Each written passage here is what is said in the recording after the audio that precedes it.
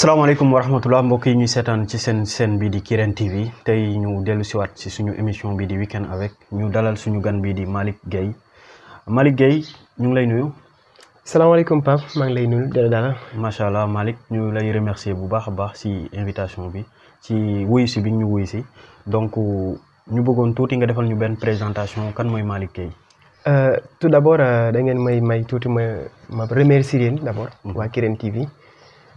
ci li ngeen def tey seet si ma pour ñu waxtaanee li nga xamante ne moom ko mooy développement wu commune Diass. Par ailleurs aussi maa ngi leen di féliciter ci initiative mi ngeen am en tant que jeune. bëgg doxal dëkk bi ngeen gis ne dëkk bi am na lu mu soxla ci wàllu communication ngeen ñëw taxawal seen média donc dama leen di remercier en tant que jeune mais aussi en tant que entrepreneur. wax ci Malick Gueye plus connu sous le nom de Gueya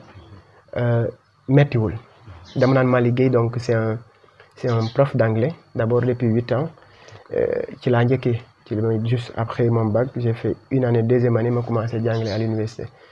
depuis boobu man maa ngi jàngale ba dem ci jamono ma tijjil sama bopp école privée donc ñu koy wax Diass Excellence School ma bokk ci école yi gën a ràññeeku ci commune Diass ba ren sax yàlla defal ñu ci aussi xéwal bu am solo ci BFM bi. beneen bi si tegu mooy que Malick Gueye c'est un titulaire de double master j'ai un master en anglais j'ai un master aussi en marketing stratégie et communication donc après boobu noonu récemment j'ai été nommé donc chargé de la communication et des relations publiques de la commune de la mairie de Diass. ba ma ciy teg aussi Malick Gueye c'est un citoyen c'est un leader au niveau local Malick Gueye aussi c'est un citoyen de la localité quand même surtout mais aussi li may gën a wax mooy que acteur de développement la donc je suis politique mais pas politicien di gàttal ci luy kooku mooy Guèye. d'accord bien résumé Malick jërëjëf ñu ngi lay jaajëfal si leeral boobu am na solo. donc ci sa biir présentation sànq tudd nga fi sa école boo xamante ne Malick Gueye il est le président de cette école là donc PDG laa koy tuddee sax. donc Malick bëggoon nañ tuuti nga indilaat ñu ci taarixu école boobu nan nga amee école boobu parce que am na ay jamono yaa fi nekkoon di sànni maire bi étiquette donc muy le feu Aliou Samba Ciss. donc ñu ñaan yàlla seddal suuf si kawam. amiin moom itam daan nga bind si j'étais le chef de village de tel ou tel de Kirène de Diass et autres si j'étais le maire de Diass muy Aliou Samba Ciss. donc loolu ñu gis ne Malick Gueye est-ce que école boobu amee ko dañ ko jox loo xamante ne day noppi ndax kaas yi mu daan kaas. bon tout d'abord dama ne acteur de développement la donc d'abord école bi sama ñaq la aw ma beneen partenaire amul keneen ku si dugal xaalisam ma décaissé sama xaalisu bopp di ci def bi may nekk étudiant sama deuxième année bi may dem jàngale gars yi na ma dama bëgg xaalis yow nan ngay def ba jumeler ñaar yi di jàngale di jàng en même temps may def navette soit que di jógee commune de Yène di dem Dakar chaque jour pour gagner xaalis j'ai travaillé pendant 7 années 6 ans pour amasser xaalis ma tijji école privée ñu ci bëri nag bi may tijji école parce que ci kër Aliou Samba Ciss la yal na ko yàlla yërëm xare ko àjjana ci mois de septembre la woon bi may dem ci moom di ko seet si parce que projet bi école bi man ak Xaali Diouf ñoo ko amoon Xaali Diouf mu nekk dëgg tooglu maak moom ñoo waxoon ci projet bi yàlla dem ba dernier moment moom mu désisté man ma continuer porter projet bi ma dem ba war a am local ci li ma jàng ci marketing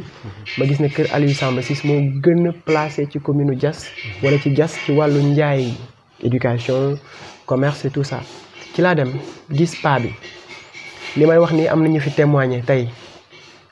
Maada fekkee na Otis fekkee na Modou Diouf fekkee na Bàcc Sène fekkee na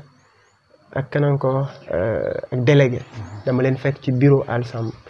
parce que dama woo kilifa gi ma ne ko dama bëgg a gis en tant que jeune porteur de projet donc yow nga nekk benn bailleur donc ma bëggoon ñu toog waxtaan parce que dama am benn idée de développement bi mu bëgg a teg à Diass parce que mën nga ma fixer rendez-vous waaw mën naa la fixer rendez-vous lundi la mu njëkk a wax man ko est-ce que mën naa ñëw sa kër parce que du affaire mairie mënu ma non du mën a nekk nañ dem mairie mercredi benn mercredi muy taw laa jóge université ñëw Diass ki yàlla def mu dalal ma ci kanamu ñooñu parce que Alsamba bu daan dajale souvent bu lay recevoir forcé day am ay témoins bi ma ñëwee mu dalal ma directement ma ñëw ci droit bi ma ne ko dama bëgg tijji école privée dans la commune de Diass jeune boo xamante ne bëgg dëkkam di ci wax di ci jëf yàlla def ma jàng di jàngale li ma am ci xam-xamu jàngale ma bëgg ko indi ci dëkk bi ma expliqué ko na ma bëgg nga luye ma sa kër ni laa ko waxee ñi may wax nii ñëpp fekkee nañu waxtaan boobu ñu bëri dañ ne dañ ma corrompre mais ñi ma lim ñëpp Maada muy Modou Diouf muy Otis ñoom Bàcca Sène ñoom SM secrétaire municipal ñoom ñëpp fekkee nañ ñu toog bi ma waxee kilifa bi loolu dafa rafetlu Alsamba ci boppam j'ai été ému sax bi may dem ci moom j'ai demandé conseil à Youssou Dione ma dem ci moom ma ne ko Youssou dama am projet ak école mais fi ma koy teg mooy problème Alsamba laa bëgg gis depuis booba mënuma ko gis mu ne ma non fonce amul looy daw nit ki boo ko soxlaa demal si moom noonu laa demee si Alsamba yàlla def ñu waxtaan vraiment il a été très humble pas bi nu ma répondre sax daf ma seddal jour boobu daf ma ne loolu lu baax la dinaa wax Jibi mu jox la caabi kër gi ngeen waxtaan ci ñaar nga koy fay loolu la fa nekk nga aménager ko nga tijji sa école lii la ñu seex ak kilifa gi ba jour bi may jox caabi ci suuf laa njëkkee ci benn mooy sunu direction bi salle bu ndaw boobu mu jox ma ko ma defar réfectionné kaw tijji. donc loolu moom moo indi Just Excellence School. loolu moo indi Just Excellence School lu tax ma wax excellence parce que j'ai été toujours wala je suis toujours un opposant proposant su may wax opposant proposant c'est-à-dire que y a beaucoup de personnes dañ la naan lii baaxul te malheureusement boo ne baaxul day neex trop nga tegal nit ki lan parce que amaana xelam foofu lay toll parce que yàlla daf ñu bind ñi bokkuñu xalaat ñi bokkuñu degré intelligence su ma la ne lii Kirène TV rek baaxul dama la defal lii man j'étais toujours comme ça man bi may wax si j'étais le maire de Diass musuma saaga ku gis fan laa mës a saaga na ma wax parce que dama ne si j'étais le maire de Diass n'est-ce pas je ferais tout pour que Diass puisse avoir un stade municipal si j'étais maire de Diass je ferais que le canal qui quitte AIBD jusqu'à Koubit soit au moins couvert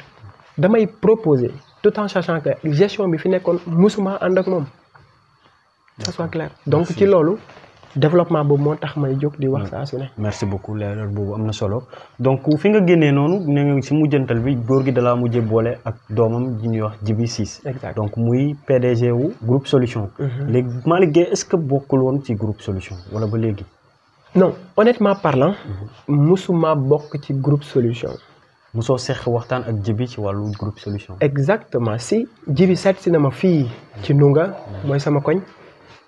waa koñ bi yëpp génn parce que moom man dama am sama wàll waa koñ bi am dara si man. d'accord ku ma soxla bëgg maa seet si damay génne suñu waa koñ. mooy kaan jaabo ñëppay génn toog. d'accord mu wax ci kanamu ñoom ustuwul ne soxla nañ ma ci groupe solution. ñoom dox nañ ci wax nañ ci man nag donc gisuma ci ne dama war a dem foofu. d'accord mais gisoo sa bopp bref. d'une manière claire c'est-à-dire que en fait. gisuma ci sama bopp. d'accord merci. je leur encourage nag vraiment à continuer leur chemin. d'accord mais gisuma ne man fa laa bokk. ci jamono Malick Gueye Guéyanisation donc doon nga maanaam activiste koo xamante ne dafay xeex maanaam àq ak yelleefi étudiants yi jamono yow yaa nekkoon le président du FECOT alors nga doon défendre les intérêts des élèves et des étudiants alors tey jii Malick Gueye ci sa wax sànq ci sa présentation moom moo chargé de la communication du maire. alors Malick est-ce que tamit ba tey jii foo toll ci loolu ci défendre les intérêts des élèves et étudiants. bon tout à fait bien sûr man li ma gënal te ma koy def saa su ne. mooy que comment faire pour être utile aux gens. ñu bëri dañuy xëccoo importance man soxlawuma importance utilité laay xëccoo man nan laay def ba njëriñ nit ñi. mais nan laay def ba am importance ci kanamu nit ñi amul njëriñ man bi may nekk président FECOT 2015 4000 francs lañ ma wax ne kees laa fa fekk gisuma 4000 francs yi ba ni may wax ak yow nii man maa taxawal FECOT ñi ko les pionniers ñi dox jamono boobu may nekk étudiant may nekk élève en 2011 ñun ñoo sillonné nombre de 5 personnes ñu sillonné Koursaafi yëpp pour taxawal FECOT bi ñu ko taxawalee Omar Ciss njëkk a nekk président mu nekk président pendant 2 ans y a pas de bilan bi ñu toxalee ñu commencé dox ma ñëw mu def mandaam jeex ma ñëw ba ci salle bi jour boobu kenn amul ku koy jël man ma jël yàlla def ma hérité benn association bu xaw doy waar mais yàlla dimbali ma ci bi may dugg am naa 4000 francs laa ci fekk musuma ko gis ak sama bourse man ak Kara ak Omre sunu bourse lañ daan génnee di dox ci dëkk yi yàlla def ma bind benn programme bi li gën a fësaloon programme mu nekkoon compétition interscolaire mooy nekkoon compétition bi nga xam ne école commune de Diass yëpp CM yi lycée yi dañuy jongante seen biir pendant ces 2 ans on a récompensé plus de 600 élèves plus de 600 élèves la ñu récompensé avec le directeur général du Petrosen Mamadou Sène que je salue au passage ñu pare nañ ko fii mu indi li 1,5 million à l'époque Cheikh Diouf kese laay wax ci ñi nga xamante ne peut-être l'actuel maire photo yaa ngi fii moo fa nekkoon dëgg-dëgg taxawal ñu mooy duñu dernière cérémonie bi nga xam ne ci biir mairie ba la amoon waa mairie bi sax ñëwuñu woon parce que à l'époque dañu jàppoon ne man je suis un opposant mais je suis un opposant proposant ci laa taxawee fekkoon def loolu ñu kaas ci ba ñu am ay appartement à Dakar pour une première ñu am appartement ñu alloué ñu benn budget ñuy xeex ci loolu ba ñu def première visite aéroport maa ko dox deuxième visite aéroport maa ko dox étudiants yu Diass yi ñii ñu commencé organiser ay manifestations ñuy regroupé ginnaaw yàlla ak yonent bi man ak sama bureau la que je salue au passage membre yooyu parce que reconnaissance dafa baax si du sama mën-mën yàlla moo ne ci man lay sottee donc bu mu ci sottee ba tey nga gis ne fekkoon dafa am jëmm ba après man xiiroo bi pour doon président problème la te pourtant bi bay falu saal ba kenn ñemewul yëkkati loxo parce que tabula rasa la woon. mais ba léegi est-ce que Malick Gueye moom tamit ay loxom mi ngi dem si donc mouvement étudiant yi. xam nga aussi mouvement étudiant yi c'est-à-dire que boo amee successeur da nga koy noppal. dama am successeur mu doon sama frère mu doon Moussa. c'est-à-dire même boo amee successeur aussi l'expérience professionnelle da ciy am parce que am nga si benn durée boo xamante ne donc da ngay am expérience bi ni nga daan gérer et tout parce que actuellement les étudiants des autres régions ñoom ñi ngi réclamer ne ñoom gars yi ils se sont focalisés justement à Dakar. waaw moo tax man la boo amee successeur c'est-à-dire que boo nekkee woon ci benn place ba yàlla def ñu remplacer la si kooku boo ko jegee trop mën nga ko gêner surtout mu lay xoolee grand frère wala di la xoolee référence. man je me suis un peu détaché lépp luy instance de concertation et de décision de ce qu'on appelle l'amicale des étudiants de la commune de Diass dama ci détaché pour au moins féexal ki nga xamante ne moo fi nekk mais n'empêche lu mu am ci xalaat wala ma am ko xalaat dama koy woo téléphone ne ko lii ak lii boo leen ko defee day rafet ci lu dul loolu ci kanamu maire damay défendre dossier étudiants yi ba récemment waa Thiès bi ñu fi ñëwee ne dañu am problème logement dama toog ak maire wax ko maire décaissé 1 million jox leen li ma gëm aujourd'hui je suis au cœur des affaires je suis aux instances de décision même la ma daan kaas ci biti su ma nekkee ci biir jàpp naa ne dama war a wax di jëf pour loolu dox. mais dañuy bañ nga kaas ba dugal la nga noppi. non musuma noppi ci lenn ñaar moo ma séq. ñi wax ne dañu noppi parce que depuis un certain temps. ba Malick Gueye bañ ko nommé léegi comme chargé de la communication bu léegi kenn gisatul Malick Gueye genre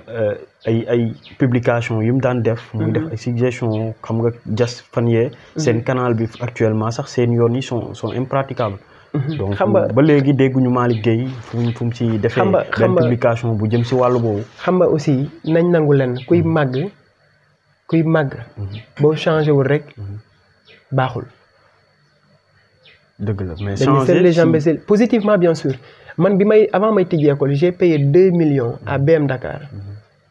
ñi xam école de formation BM Dakar pour jàngal li nga xam ne mooy marketing. D'accord. mooy stratégie ak communication ñett yi dama fay 2 millions pour dem jàng ko bi may jàng année boobu la ñuy wax ne man dama noppi c'est 2018 2019 bu leen fi fàtte waxoon nañ fi l'homme de l'année à Diass. Oui, d'accord. Avec des politiques ñuy xiiroo ni ŋaayoo mais ñëpp xam nañ ne maa ko moom at boobu dama weesu at boobu nag ma ne war naa dépasser yeneen étape pour servir pour ça kese waratuma yem ci wax ci jëf laa war a toll. ma dem fay bi may fay jàng xaalis ñi ma orienté ci côté boobu ci la bokk parce que dama toog ak moom ñu doon waxtaan man ko dama bëgg def tijji benn école mais il me faut au moins des qualifications avérées ma wax ci marketing nan la dalay may nan ngay def ba jaay sa produit communication may la ba boo waxee képp ku la déggu xam ne fii ngay wax macha allah ñu nangu la loolu te mu sincère mu honnête ci man noonu laa fay 2 millions aw ma tos mais samay 2 millions maa ko liggéey fay ko def ko ba ma ciy teg mooy que baal ma tuuti bi ma année boobu laa pare ma tijji école gestion école dafa metti ci benn koo xam te ne mosoo doon benn directeur mosoo doon benn principal u dara ma doon benn novice ma indi sama ñaari xarit yoo xam ne maa ngi leen di saluer au passage muy Youssou Ciss ak Maguette Diouf ma leen di nuyu vraiment ci le travail colossal qu'ils sont en train d'abattre au niveau de l'excellence. D'accord. bi ma passé loolu mooy que ñun ku nekk ak étape bi nga mën a def wala contribuer ci développement dëkk bi damay tolloon jamono di contribuer ci wax ci bind tey dama toll ci jamono jëf damay jëf. D'accord. xanaa gisoo ne monsieur le maire bi mu ñëwee ba tey dëkk bi commencé naa changer loo mënti wax da nga naan quand même équipe municipale bu bees bi avec les nouvelles têtes au moins ñu ngi liggéey am nañ ambition. Mais vous avez les moyens d'y voir quand même. Non c'est pas xam nga budget suñu problème mooy que budget ñu bëri xamuñu luy budget budget prévision la du xaalis bi nga xam ne dafa toog nii rek ngeen ko teg nii tey voté nañ 1 milliard et plus du xaalis bu ñu teg ci taabal bi de mairie bi moo koy wuti. mais mairie bi xam nga bu ñu. maanaam selon ses besoins. waaw lu mu xalaat ne mën na ko réaliser. lay estimer ne lii la ñu war a wut ren pour tabax lii defar lii ci loolu lañ ci taxaw. d'accord te boo xoolee loolu. gis nga ne ci ñun ci ay pose première pierre kese lañ nekk. waaw actuellement gis nga ne ci avènement wu Cheikh Diouf. avant moom nag ñu ngi dox canal bi. mais ñëpp gis nañ ne ci avènement Cheikh Diouf la canal bi commencé. gis nañ ne foyer des jeunes rasé nañ ko bientôt dañuy def pose première pierre une valeur de plus de 200 millions pour promouvoir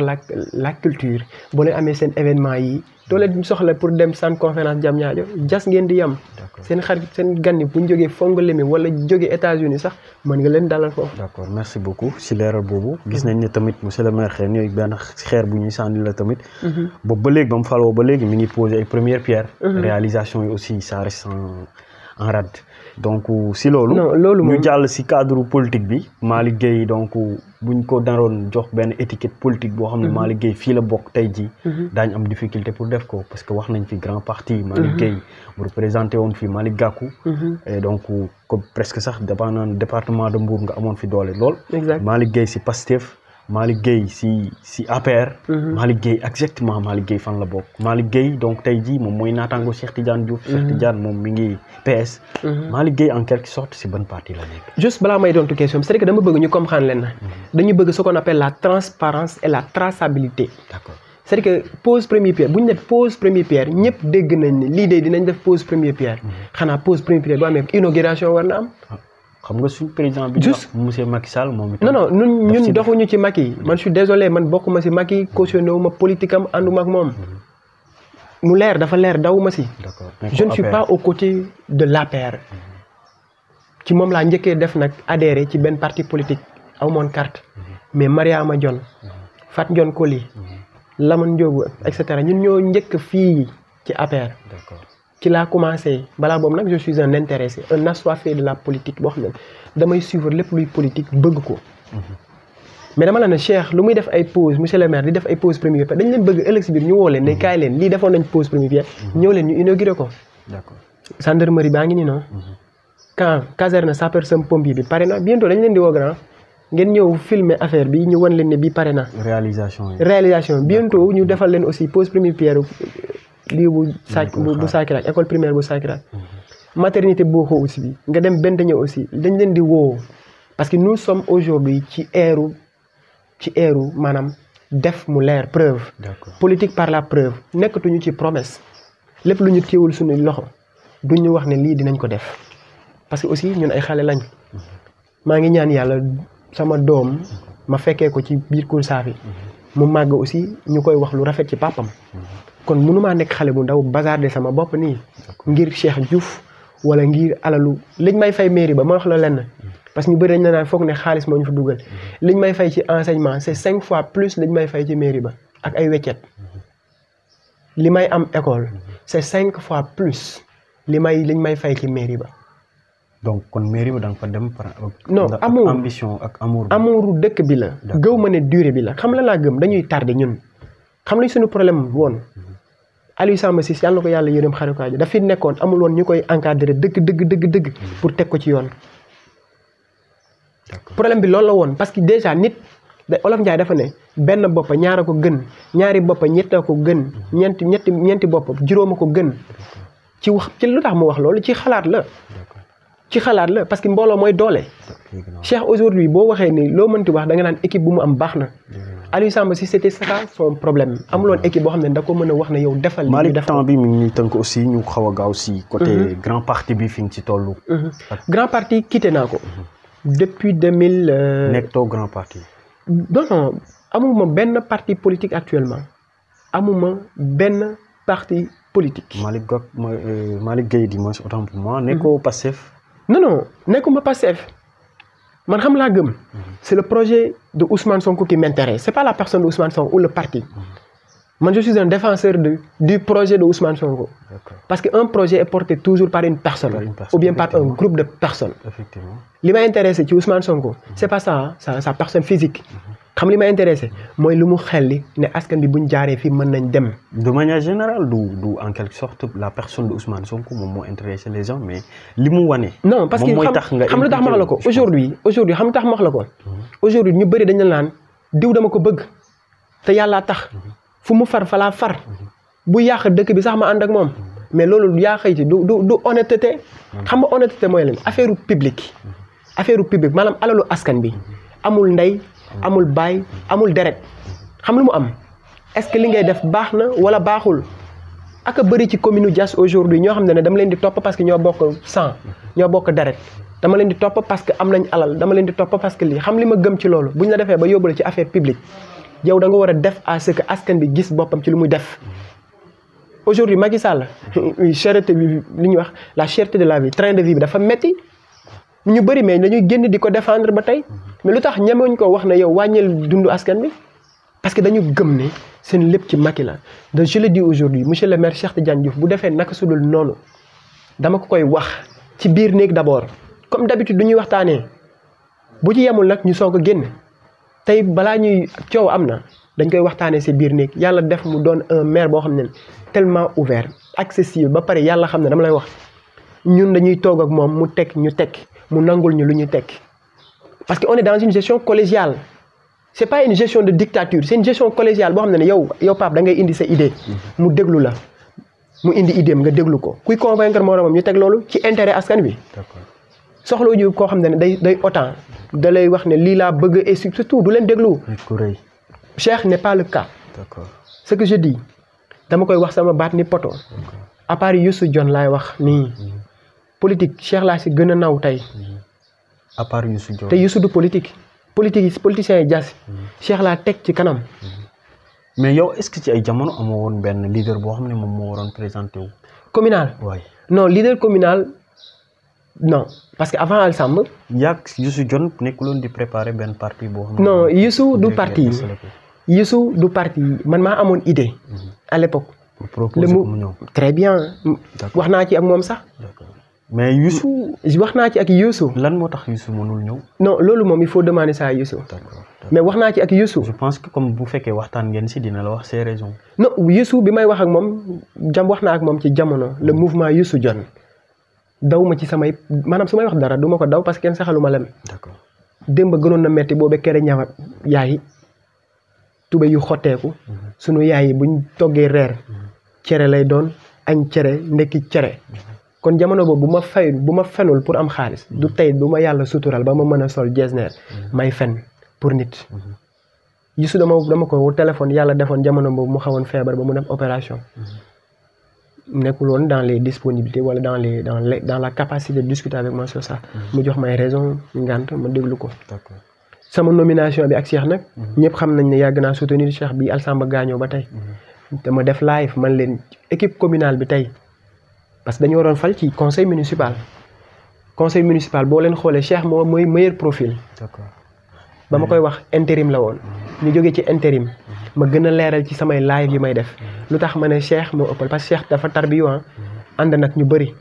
il a fait 30 ans de politique dans la commune de Diass bu weesoo foofu au moins cheminé na ak koo xam ne mës naa doon maire à part Cheikh mais vous à part Cheikh ma terminer sama idée bi à part Cheikh kan ci commune bi kan nga ma wan a wax ne yor na responsabilité bi Cheikh yor parce que profil la ñuy wax profilage Cheikh moo nekkoon meilleur moo tax ma jàppale ko Issa ma tegoon ko à côté parce que Issa passe inaperçu. D'accord il n'est pas connu. D'accord moo tax ma ne la Cheikh Tidiane. moom moo fi nekkoon jamono premier adjoint au maire. Aliou Samb nekkoon fi. exact donc lan moo tax Cheikh Tidiane tamit bu fekkee liggéey moom moo ko animé comme yow ni nga demee foofu noonu. lan moo taxoon réalisation yooyu kenn gisul woon dara. moom moo tax la confiance de la population ça reste envers vous. xam nga Cheikh en matière de gestion communale. ce qu'on appelle la gestion locale. dafa am loo xam ne ce qu'on appelle délégation de pouvoir. le maire de Diass bu la délégué woon tey pouvoir am. kenn mënu si dara jëwriñ. dëgg la mais bailleur bu nekkee bu la joxul benn pouvoir amul looy signé. par exemple ñiy defal kayitu juddu. ñi defal papier de mariage ce qu'on appelle les officiers d'état civil. maire moo leen di jox loolu ne dem leen signé kayit yi ci sama tur. pouvoir boobu noonu boo nekkee ak maire bu la ko joxul yaa xëyti loo si représenté woo dara. dëgg la c'est ça qui était avec Cheikh à l'époque. Cheikh ne représentait rien du tout à part le titre de premier adjoint xam nga titre lan la. ñu ne la yaay coach Kaan Laman. te doo yow da nga nekk ci kanam rek waa ji mooy coach. mooy classé pour glisser la page ne ñii ñoo war a dugg 11 partants boo ñëwee ne waaw voilà man j'ai bien réfléchi ñii ñooy nekk 11 partants yow figurant nga grand. en âme et conscience parce que le premier tribunal de tout individu nit ki boo weetee li lay njëkk sonal mooy sa xel est-ce que li ma def normal na wala normalul. mais buñ waxee xëy na buñ waxee mairie équipe moom mooy liggéey du kenn mooy liggéey et en quelque sorte bu projet ñëwee dañ koy teg stable yi waxtaane ko ku nekk indi apporter idéem. exactement ni nga ko waxee parce que boobu nee nga jamono Alsamba ba nga indee sa projet da ngeen ko indi nga wax ko ci devant ay. non loolu man donc yaakaar naa ni Cheikh Tidiane ak Alsamba waroon nañ liggéey ci logique boobu optique boobu nga xam ne Cheikh Tidiane. waaw moom il était ambitieux pour le développement de la commune. waaw je rappelle une chose juste dama ne man bi may dem ci Alsamba ci wàllu école dama ñëw comme jeune porteur de projet. ñëw ma ci édifice xam nga bâtiment bi mairie bi moomu ko. dëgg la. Alsamba moo ko moomoon. bu ko neexee mu may ko neex. moo ko moomoon mais bu nekkoon affaire mairie bi dama koy bind demande. ci la ñuy waxtaaneel ci loolu. mais Cheikh ci boppam. pour être honnête ci jamono boobu mënoo ma wax ni responsabilité lañ ko joxoon. équipe nag dafa am solo mais gis nga équipe boo gis day am commandant. navire boo gis bateau boo gis dafa am chauffeur bi nag mooy ne lii la ñuy tracé bu jàllee ñëpp macha allah bravo mais bu périré maanaam bu ci amee ay ndog-ndog ñëpp koy sentir. donc d'ici 2022 di ngeen fi def loo xamante ne vraiment dina convaincre population. à l'espace de 9 mois bientôt la ñuy 24 la ñuy fêter sunu 1 an. duñ ko féete parce que donc gëmuñu ne dañu war a féetewu dañu gëm ne dañuy rendre de bons services à la commune. le 24 septembre bi la Cheikh di am 1 an. d'accord du ñu féete ci nekkuñ ci ay féete xam lu ñu nekk mooy jaamu askan wi jaamu seen soxla ba fu mu yem ñu santee ko borom bi subhaanahu wa taala. mais nekkuñ fi ne dañ fi nekk pour éternel. non dañ fi nekk pour bu jeexee suba ñu julli suñu ñaar rek delloo lépp suñu borom ne ko alhamdulilah ba ñu mayee occasion ñu mën a njëriñ ko saafi. loolu moo ñu amee solo. d'accord donc Malick fu mu nekk nii. l'émission tire à sa fin. donc tamit li nga fi leeral am na solo bëri na. tamit tey jii dinañ mën wax ni Malick Gueye ci parti bi la bokk wala tey jii ñu leeral ni Malick Gueye moom tamit nee na bokkul ci benn parti Malick Gueye tamit mu am ay ambition pour commune bi. ci nga créer sa école bii nii. léegi Malick bu ñu la dee laaj avenir commune bi lan nga ci gis actuellement ci bref lan nga ñuy wax. avenir commune bi tey gëm naa ne y a de l'espoir avec Cheikh Diouf et son équipe lu tax ma ne gëm naa ne y a de l'espoir aujourd'hui foo génn ñu naan la pose première pierre ñu bëri dañuy toñ sax ne waa ji lu mu def pose première pierre mën na tabax bâtiment yooyu yëpp ay chantier la dëkk nag ba nga koy tabax da ngay am ku bëgg a tabax te Cheikh dafa bëgg a tabax monsieur le maire dafa bëgg a tabax moo tax muy ndey brique di poser rek. maintenant la ma ciy teg aussi ma koy wax mooy que ci wàllu employabilité des jeunes mooy xëyu ndaw ñi liñ ci mën duñ ñu ngi ciy rey suñu bopp au niveau de l'AIBD dama koy wax Doudou Ka lu mu ñu waxoon yëpp respecté wul ci dara jëlul kenn ci li nga xamante ne mairie bi lu muy waxante ak ñoom respecté wul dara ci promesse am tous au contraire dafay ñëw di semer la zizanie di bëgg épauler ay xaritam politiciens fii dafa am une institution entre deux institutions nag ñaari institution ñooy jëflante mais du institution ak benn entité. Ok moo tax foofu laa bëggoon daaneel sax ndax dama dégg fan yi ay rumeur yoo xamante ne donc mooy si financement AIBD yi par rapport aux ASC de la zone 14A de Diass et par rapport aux autres et tout récemment ñu envoyé ne yeneen ASC dañ leen di financer maintenant est-ce que loolu tamit dama jaakaar ni waa AIBD bu ñu dee agir si commune bi dañu war a jaar si yéen en tant que chargé de la communication exactement moo tax ma ne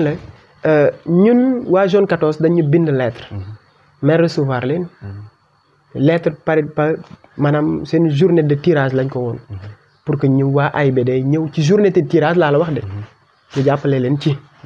loolu la maire signé pour que crédibiliser maanaam jox seen lettre gëdd boo xam ne bu demee ci autorité dinañ xam ne ñii de jaar nañ ci voie normale voie administrative loolu la maire def recevoir leen wax leen ne dinaa leen jàppale ci kàddoom mais directeur AIBD à notre grande surprise jëflante ak ñoonu amuñu dara lu ñuy condamné bu ñu sañoon zone yëpp ñu subventionné leen bu ñu sañoon zone bu mën a wut indi ko mais ñaari institution bu demee ba signature maire dem ci AIBD day rafet buy dem ba woo zone bi moom directeur u AIBD mu woo au moins maire bi ne ko ne man de bëgg naa jëflante diw waa Kirène waa Doobour waa ñi parce que bindoon nañ ma lettre mu jaar ci yow bëgg naa leen jàppale mais defu si dara woowuñu invité wuñu et li si gën a doy waar boo ne le maire de Diass mu ngi ñëw te yëgul tinul Kaaliña yëgul tinul maire yëgul dara ci internet bi la ko yëgee à travers direct bi waa donc waa du ma wax turu affaire bi parce que pour ne pas faire leur publicité mais Pape le journaliste ñoom ñoo ko defoon en direct maire ci la yëgee directement affaire bi mais maire kenn woowu ko xamal ko ne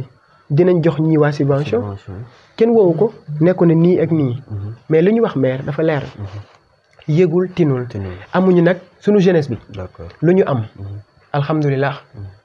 waa Kirène bu ñu ko amee lañ leen di mais dañu ne suñu diggante ak aéroport neexul d'accord parce que waa ji lu muy def c'est pas normal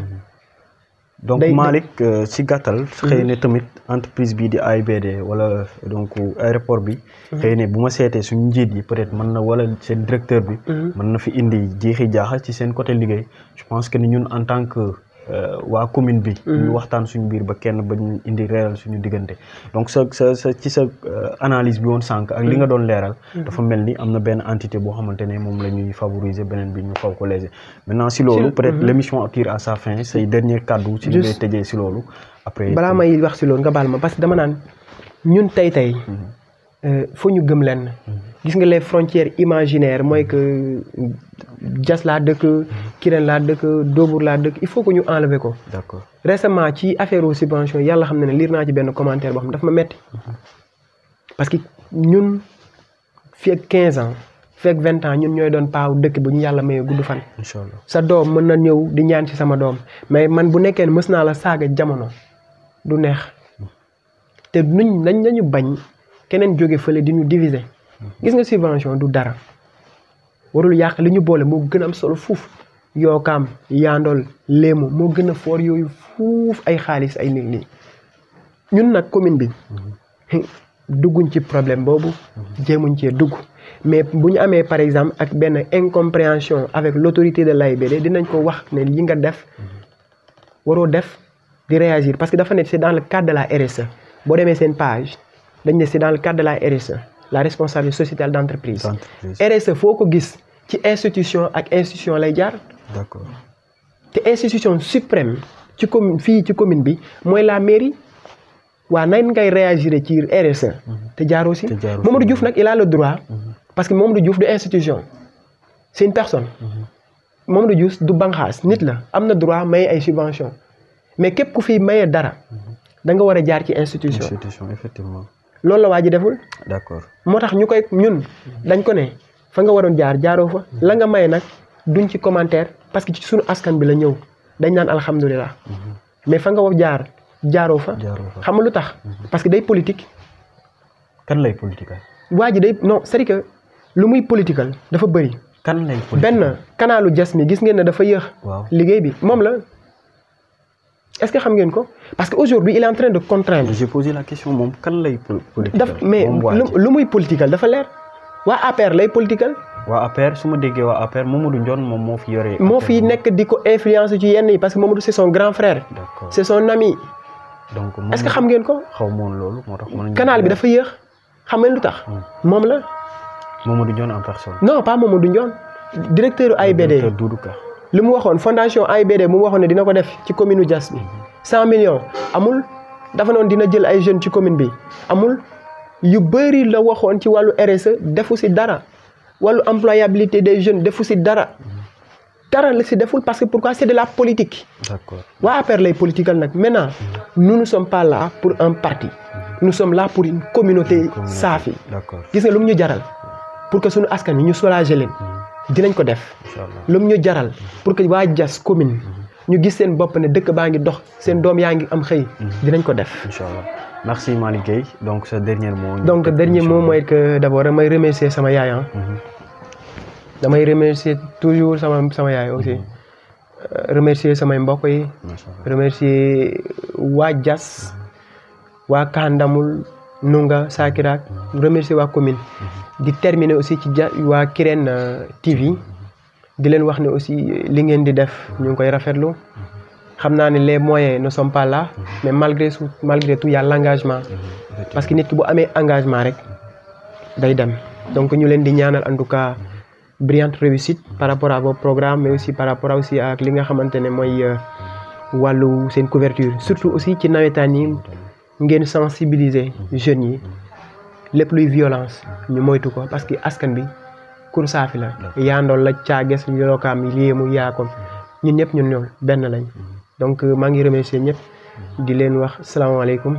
di remercier sama journaliste bi day tàngal rek. D'accord merci beaucoup mbokk yi ñu doon seetaan ci seen chaîne bii di Kirène TV lii lañ leen indiloon ci seen émission Week-end avec donc ñu amoon comme invité Malick Gueye donc Malick Gueye véritablement ñu lay remercier bu baax a baax. si woy si bi ak disponibilité bi merci ñu leen di xaaraat ci beneen numéro incha allah rabbi merci. merci. grand kontaan naa. ok.